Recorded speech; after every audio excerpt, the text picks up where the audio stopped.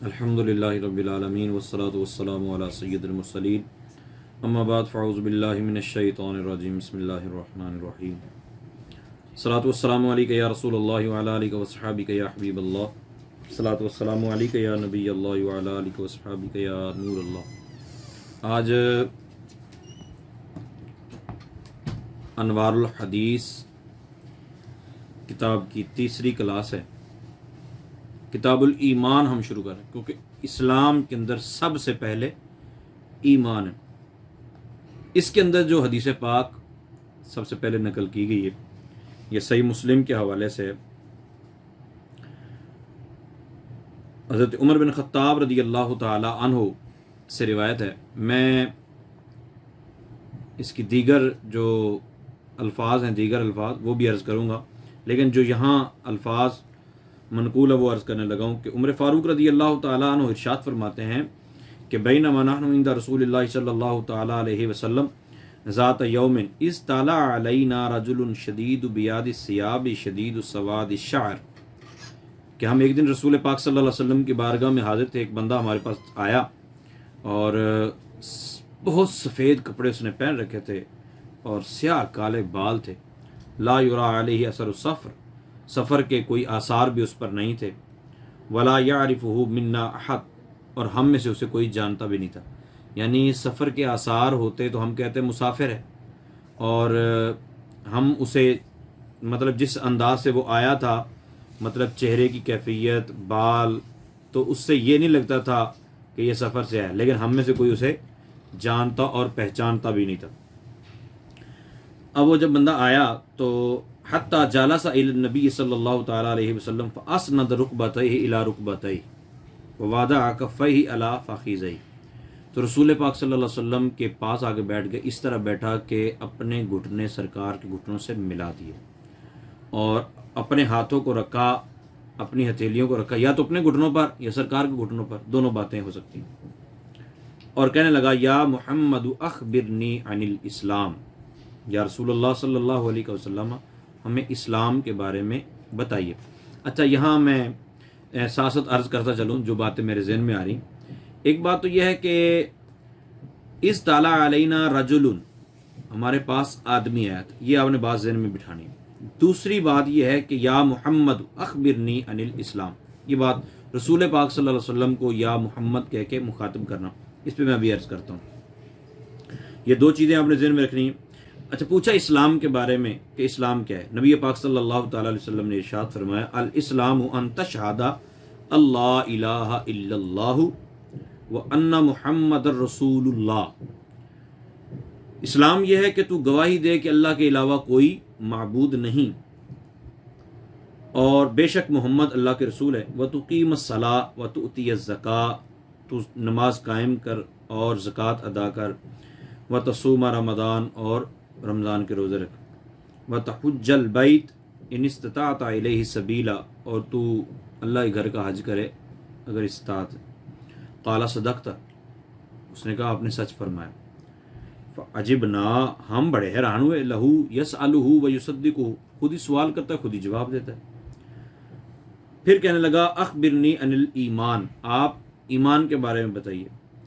رسول پاک صلی اللہ علیہ وسلم نے فرمایا ان تؤمن باللہ وملائکتہ وکتبہ ورسلہ والیوم الآخر وتؤمن بالقدر خیرہ وشرہ، رسول پاک صلی اللہ علیہ وسلم نے ارشاد فرمایا کہ تو اس بات پر ایمان رکھے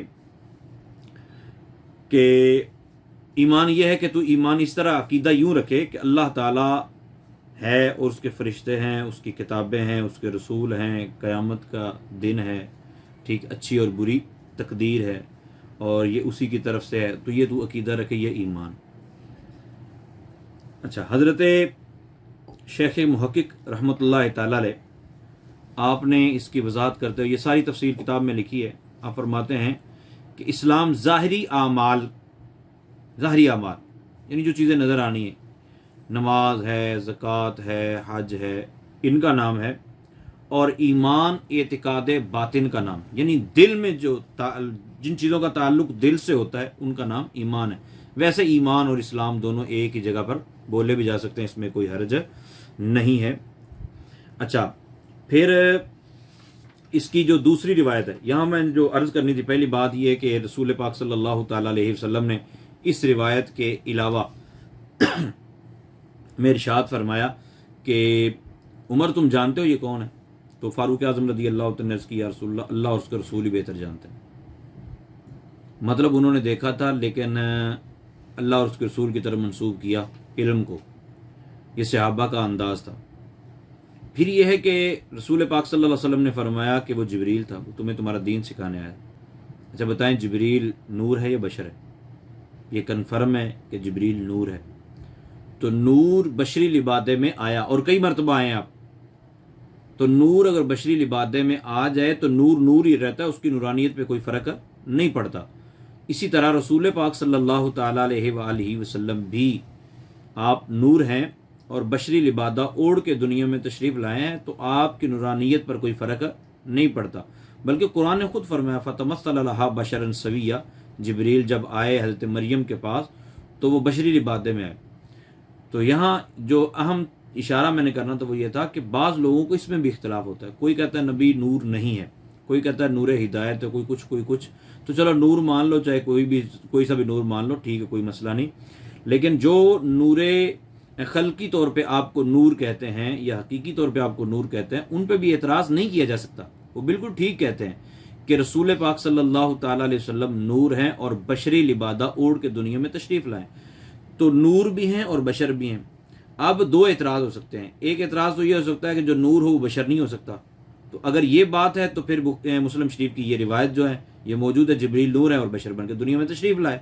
قرآن پاک میں سورہ مریم کی میں نے آیا آپ کو عرض کی ہے کہ جبریل نور ہے اور بشر بن کے حضرت مریم کے پاس تشریف لائے، تو نور اور بشر دونوں یکجا ہو سکتے ہیں۔ ہاں دوسرا اعتراض یہ ہو سکتا ہے کہ رسول پاک صلی اللہ علیہ وسلم نور ہی نہیں ہے، ٹھیک ہے، تو اس کے لیے قرآن پاک کی ایک آیت ڈھونڈو یا ایک حدیث ڈھونڈو جس میں یہ لکھا ہو کہ سرکار نور نہیں۔ قرآن پاک کی کوئی آیت ڈھونڈو جس میں لکھا ہو کہ سرکار نور نہیں ہے، حدیث ایک ڈھونڈو کہ جس میں یہ لکھا ہو کہ رسول پاک صلی اللہ علیہ وسلم نے فرمایا ہو کہ میں نور نہیں۔ کیونکہ اب اگر آپ یہ روایتیں پیش کرو گے سرکار بشر ہیں، سرکار بشر ہیں، سرکار بشر ہیں، یا آیت پیش کرو گے قل انما انا بشر مثلکم، تو یہ ہمارے خلاف نہیں ہے۔ اس کی وجہ یہ ہے کہ نبی پاک صلی اللہ تعالیٰ علیہ وسلم نور بھی ہیں اور بشر بھی ہیں۔ دوسرا یہ ہے کہ یا محمد کہا تو رسول پاک صلی اللہ علیہ وسلم کو نام لے کر مخاطب کرنے سے اللہ تعالیٰ نے منع فرمایا، لا تجعلوا دعاء الرسول بینکم کدعاء بعضکم بعضا، یہ سورہ نور کا آخری رکوع ہے۔ تو پھر اس حدیث کے اندر یہ کیا کہا جائے گا؟ تو اس کے دو جواب ہیں، ایک جواب تو یہ ہے کہ فرشتے مکلف نہیں ہیں، وہ حکم بندوں کو ہے۔ دوسرا جو بہترین جواب ہے وہ یہ ہے کہ کوئی بھی نبی پاک صلی اللہ تعالی وسلم کو یوں نام لے کر مخاطب نہ کرے جس طرح آپس میں ایک دوسرے کو بلاتے ہیں۔ اگر تو رسول پاک صلی اللہ علیہ وسلم کے نام کے معنی کا اعتبار کرتے ہوئے بلائے گا نام لے کر، تو پھر سبحان اللہ کیا ہی کہنے کہ نام کا معنی کیا ہے، الذی یحمد مرۃ بعد مرہ، محمد اس کو کہتے ہیں جس کی بار بار تعریف کی جائے۔ تو رسول پاک صلی اللہ علیہ وسلم کا نام نامی اس میں گرامی مفہوم کے اعتبار سے، آپ کے نام کے معنی کے اعتبار سے اگر پکارا جائے گا تو کوئی حرج نہیں ہے، جس طرح بعض صحابہ نے بھی نعرہ لگایا یا محمدہ، جنگ کے اندر رسول پاک صلی اللہ علیہ وسلم کو پکارا۔ ہاں عام طور پر نبی پاک صلی اللہ علیہ وسلم کو یا رسول اللہ کہہ کر ہی مخاطب کرنا چاہیے، یہ زیادہ ادب ہے۔ اچھا ایک اور بات اس روایت کے اندر جو دوسری سند سے روایت موجود ہے اس میں یہ بھی ہے کہ رسول پاک صلی اللہ تعالی وسلم سے پوچھا گیا یا رسول اللہ آپ نہ قیامت کی نشانیاں بتا دیجیے، تو رسول پاک صلی اللہ علیہ وسلم نے ارشاد میں المسئول عنہا بعلم من السائل، کہ جس سے سوال کیا جا رہا ہے وہ سوال کرنے والے سے زیادہ نہیں جانتا۔ اس کا ایک مطلب یہ بیان کیا جاتا ہے کہ رسول پاک صلی اللہ تعالی وسلم کو قیامت کا علم ہی نہیں تھا، ٹھیک ہے۔ دوسرا جو طبقہ ہے، جو دوسرا مفہوم ہے وہ بیان یہ کیا جاتا ہے کہ رسول پاک صلی اللہ علیہ وسلم کو علم تو تھا، اللہ تعالیٰ نے عطا تو فرمایا، ٹھیک ہے، لیکن نبی پاک صلی اللہ علیہ وسلم نے یہ ارشاد فرمایا کہ جبریل اس کے بتانے کے بارے میں جتنا تو جانتا اتنا ہی میں جانتا ہوں، ٹھیک ہے، کہ یہ آگے بات بتانے والی نہیں ہے۔ اب کوئی کہے نہیں جی رسول پاک صلی اللہ علیہ وسلم کو پتہ ہی نہیں تھا، ٹھیک ہے، علم ہی نہیں تھا، تو جبریل امین علیہ الصلوۃ والسلام نے جو سوال کیا وہ سوال کا جواب، رسول پاک صلی اللہ علیہ وسلم نے سوال کا جواب نہیں دیا تو مطلب پتہ نہیں۔ آپ دوسرے طبقے کے بات کو کیسے ترجیح دے سکتے ہیں۔ ایک ترجیح کی وجہ تو یہ ہے کہ رسول پاک صلی اللہ علیہ وسلم کے علم کی نفی وہاں سے نہیں ہوتی، یعنی رسول پاک صلی اللہ علیہ وسلم کی طرف جہل کی نسبت نہیں ہوتی۔ اور دوسری بات یہ ہے سب سے بڑی کہ رسول پاک صلی اللہ تعالیٰ علیہ وآلہ وسلم کو علم تھا، یہ ہمارا عقیدہ ہے، میں یہ عرض کر رہا ہوں۔ تو اس بات کا ثبوت کیا ہے؟ جب علم تھا تو بتایا کیوں نہیں؟ جب علم تھا تو بتایا کیوں نہیں؟ میرا سوال یہ ہے کہ جبریل امین علیہ الصلوۃ والسلام نے اسی روایت میں آگے یہ موجود ہے کہ جبریل نے پوچھا یا رسول اللہ پھر آپ اس کی نشانیاں بتا دیجئے۔ تو حیرت والی بات ہے، نبی کو نہیں پتا کہ قیامت کب آئے گی، لیکن نشانیاں ساری پتہ ہیں۔ نشانیاں قیامت آنے سے پہلے کی بھی پتہ ہیں اور 100% شور، اور قیامت آنے کے بعد کی بھی پتہ ہے یہ ہوگا۔ رسول پاک صلی اللہ علیہ وسلم نے ارشاد فرمایا جو سب سے آخری جنتی جنت میں داخل ہوگا میں اس کا نام بھی جانتا ہوں۔ نبی پاک صلی اللہ تعالیٰ علیہ وآلہ وسلم نے ارشاد میں قیامت والے دن یہ ہوگا، یہ ہوگا، یہ ہوگا، یہ ہوگا، یہ ہوگا، یہ ہوگا۔ سرکار نے فرمایا قیامت میں سب سے پہلے جنت میں جاؤں گا۔ رسول پاک صلی اللہ علیہ وسلم نے ارشاد میں قیامت والے دن جنت کے دروازے کی زنجیر سب سے پہلے میں ہی لاؤں گا۔ تو یہ ساری باتیں پتہ ہیں، قیامت کا نہیں پتہ۔ عجیب سی عقل نہیں ہے؟ نبی پاک صلی اللہ تعالیٰ علیہ وآلہ وسلم کو قیامت کا علم تھا لیکن بتانے کی اجازت نہیں تھی۔ اس پہ ایک اور بات ذہن میں رکھیے گا کہ آپ کسی سے پوچھتے ہیں یار فلاں کے گھر کا پتہ ہے آپ کو؟ بولا گھر کا تو نہیں پتہ، چلو اس کی کوئی نشانی بتا دے۔ بھائی جب گھر کا نہیں پتہ نشانی کیسے؟ جس چیز کا نہیں پتہ اس کی نشانی کیسے پتہ ہوگی؟ نشانی پتہ تو پھر اصل چیز کا پتہ ہوگا تو نشانی پتہ ہوگی نا، تبھی تو نشانی بتا سکے گا۔ جبریل امین علیہ السلام کے سوال کا مطلب یہی تھا۔ اگر جبریل یہ سمجھتے کہ رسول پاک صلی اللہ علیہ وسلم کو علم نہیں ہے تو پھر نشانی کے متعلق سوال نہیں کرتے۔ 2008 میں عمرے پہ گیا تو واپسی پہ نا وہ جدے کی طرف گھر بن جا رہے تھے، تو اس نے ایک کیسٹ لگائی، گھنٹے کی کیسٹ، اور 15 منٹ اس نے اس کام پہ لگائے کہ نبی کو پتہ نہیں ہے، قیامت کا علم نبی کے پاس نہیں ہے، 5 چیزوں کا علم نبی کے پاس نہیں، مطلب اپنا ٹل لگایا اس نے۔ اور اس کے بعد اس نے قیامت کی نشانیاں بیان کرنی شروع کی۔ میں نے کہا یہ قیامت کی نشانیاں کس نے بیان کی؟ پہلے بیان کر رہا تھا کہ نبی کو کل کا پتہ نہیں، اور پھر نشانیاں بیان کر رہا تھا جو 1400 سال بعد ابھی ہوئی نہیں ہے، ایسا ہوگا ایسا ہوگا، رسول اللہ نے یہ فرمایا، رسول اللہ نے یہ فرمایا، اللہ عقل سلیم عطا فرمائے۔ تو نبی پاک صلی اللہ تعالیٰ علیہ وسلم کے علم کی نفی نہیں ہے، قیامت کا علم نہیں ہے، اس کی نفی مطلب ہم ثابت نہیں کر پائیں گے۔ ہاں جبریل نے جو نشانیوں کے متعلق سوال کیا وہ اس بات کا پروف ہے کہ رسول پاک صلی اللہ علیہ وسلم کو اللہ تعالیٰ نے علوم تو عطا فرمائے ہیں لیکن بعض علوم آگے بتانے کی اجازت نہیں ہے۔ بعض ہٹ دھرم یہ کہتے ہیں کہ جب علم دیا ہے تو پھر کیوں نہیں آگے بتایا؟ تو بخاری شریف کی روایت ہے، حضرت ابو ہریرہ رضی اللہ عنہ نے ارشاد فرمایا سرکار نے مجھے 2 علم کے برتن عطا کیے ہیں، ایک میں نے تمہیں پہنچا دیا، دوسرا پہنچاؤ تو میرا گلا کاٹ دو۔ تو بہرحال جی دوسری حدیث پاک جو ہے حضرت عبادہ بن صامت رضی اللہ تعالیٰ عنہ سے روایت ہے، یہ بھی صحیح مسلم کی ہے حدیث پاک۔ کہتے ہیں کہ میں نے نبی پاک صلی اللہ تعالیٰ علیہ وسلم سے سنا یقول من شاہدہ اللہ الہ الا اللہ، جس نے یہ گواہی دی کہ اللہ کے علاوہ کوئی معبود نہیں، وان محمد الرسول اللہ، اور محمد اللہ کے رسول ہے، حرم اللہ علیہ النار، اس پر جہنم کی آگ حرام ہو گئی۔ ٹھیک ہے، اچھا اس سے یہ بات واضح ہو کہ توحید و رسالت کی گواہی کے باوجود اگر آدمی سے کوئی ایسا قول یا فعل پایا گیا جو کفر کی نشانی ہو، یعنی کوئی اس سے یہ سمجھے کہ نہیں جی اب جو ایک مرتبہ کلمہ پڑھ لیا ہے تو اب کلمہ پڑھنے کے بعد اس کے بعد جو کچھ مرضی ہوتا رہے، بندہ مومن کا مومن ہی رہے، ایسا نہیں ہے، بلکہ کفر کی نشانی پائی گئی، ٹھیک ہے، تو بحکم شریعت مطہرہ وہ بندہ پھر سے کافر ہو جائے گا، مرتد ہو جائے گا۔ مطلب یہ نہیں ہے کہ صبح سے لے کر شام تک اشہد ان لا الہ الا اللہ و اشہد ان محمد رسول اللہ کہتا رہے اور رات کو جناب مندر کا جا کے سیدھا ہو جائے، مندر بتوں کو جا کے سجدہ کرنا شروع کر دے، نہ ایسا نہیں۔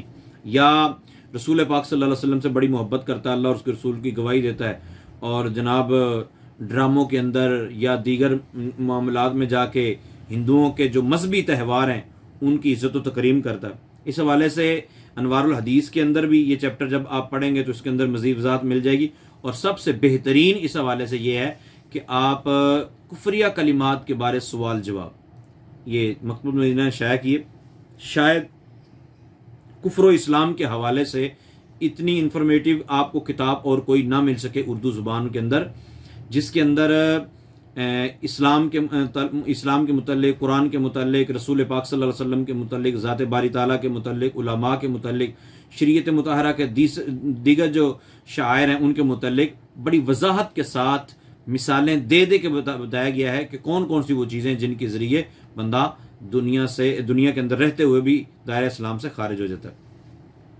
ٹھیک ہے، تو آپ ان کو لازمی پڑھ لیں. ٹھیک ہے، کفریہ کلمات کے بارے سوال جواب کا اگر مطالعہ کر لیں تو بہت زبردست ہوگا. تیسری حدیث پاک حضرت انس رضی اللہ تعالیٰ سے روایت، رسول پاک صلی اللہ علیہ وسلم نے ارشاد میں لا یؤمن احدکم حتی اکون احب الیہ من والدہ وولدہ والناس اجمعین. یہ بخاری شریف کی حدیث پاک ہے اور مسلم شریف کے اندر بھی موجود ہے کہ رسول پاک صلی اللہ علیہ وسلم نے ارشاد میں کوئی شخص اس وقت تک مومن نہیں ہو سکتا جب تک کہ میں اس کے ماں باپ بیٹے اور تمام لوگوں سے زیادہ محبوب نہ ہو جاؤں. اچھا، ایک ہوتی ہے محبت طبعی، ایک ہوتی ہے محبت عقلی یا محبت ایمانی.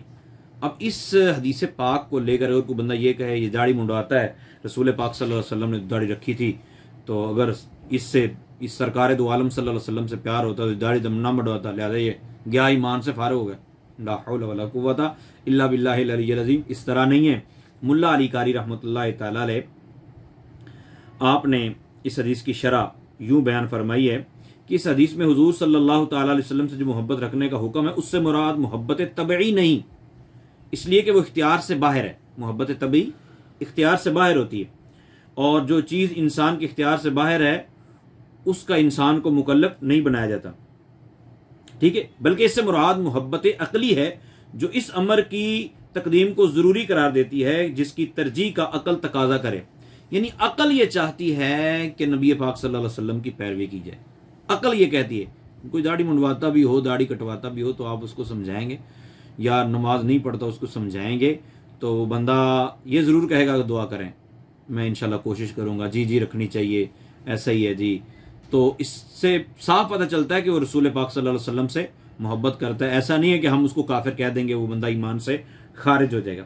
کیونکہ عقل یہ تقاضا کرتی ہے، دل مانے یا نہ مانے، ٹھیک ہے، اپنی خواہشات نفسانیہ اگرچہ تسلیم نہ کریں لیکن عقل پھر بھی تسلیم کرتی ہے کہ آخرت کی نجات وہ رسول پاک صلی اللہ علیہ وسلم کی محبت میں، آپ کی پیروی میں ہے. جس طرح بیمار آدمی کڑوی دوا سے محبت کر لیتا ہے، وہ کھا لیتا اسے. بیمار آدمی کڑوی دوا سے محبت کرتا ہے، اسے کھا لیتا ہے، اگرچہ دل نہیں مان رہا ہوتا لیکن پھر بھی کہتا ہے یار شفا اسی سے ملنی ہے لہذا کر. اور شیخ محقق عبدالحق محدث دہلوی رحمۃ اللہ تعالی فرماتے ہیں اس حدیث میں نبی پاک صلی اللہ علیہ وسلم کے زیادہ محبوب ہونے کا مطلب یہ ہے کہ حقوق کی ادائیگی میں نبی پاک صلی اللہ علیہ وسلم کو اونچا مانے، اس طرح کہ حضور کے لائے ہوئے دین کو تسلیم کرے، حضور صلی اللہ علیہ وسلم کی سنتوں کی پیروی کرے، حضور صلی اللہ علیہ وسلم کی تعظیم و ادب بجا لائے، اور ہر شخص اور ہر چیز یعنی اپنی ذات، اپنی اولاد، اپنے ماں باپ پر، اپنے عزیز و اقارب، اپنے مال و اسباب پر حضور کی رضا و خوشی کو مقدم رکھے. جس کے معنی یہ ہے کہ اپنی ہر پیاری چیز یہاں تک کہ اپنی جان کے چلے جانے پر بھی راضی رہے لیکن حضور کے حق کو دبتا ہوا گوارا نہ کرے. اور یہ سب سے پہلے اپنے اوپر چیز لازم کرے. ہمارے ہاں یہ بھی ایک رواج چلنے کا نا کہ ہم کہتے ہیں کہ دوسرے کو کامل مومن ہونا چاہیے، میری خیر ہے، تو یہ انداز بھی درست ہے نہیں ہے. یا پھر یہ ہے کہ محبت ایمانی، اس سے مراد محبت ایمانی کہ محب اپنے محبوب کی تمام خواہشوں کو دوسرے لوگوں یہاں تک کہ اپنے عزیز اور خود اپنی ذات کی اغراض پر بھی ترجیح دیتا ہے اور دینی چاہیے. یہ محبت ایمانی کا تقاضا ہے. تو رسول پاک صلی اللہ تعالیٰ علیہ وآلہ وسلم سے ہر حوالے سے محبت زیادہ ہونی چاہیے کہ بندہ سوچے کہ اسی محبت کی بنا پر مجھے آخرت میں نجات ملے گی. چند چیزیں اور بھی میں نے عرض کرنی ہیں، وہ یہ ہے کہ اللہ تعالیٰ کے حوالے سے اللہ تعالیٰ کے علاوہ کوئی معبود نہیں. ٹھیک ہے، اللہ تعالیٰ کی وحدانیت کی گواہی. ہمارے ہاں ادب بہت سارے بے ڈھنگے لوگ اس طرح کا ادب بھی کرتے ہیں کہ اللہ فرماتے ہیں، اللہ فرماتے ہیں، اللہ کہتے ہیں، تو وہ سمجھتے ہیں کہ شاید اس میں ادب ہے. اللہ تعالیٰ کا ادب اس میں ہے کہ آپ کے ایک ایک لفظ سے اللہ تعالیٰ کی توحید ظاہر ہو. اللہ فرماتا ہے، اللہ کہتا ہے، یعنی آپ کے انداز سے بھی یوں لگے کہ وہ ایک ہی ہے. ٹھیک ہے، آپ کے انداز سے لگے وہ یکجا ہے.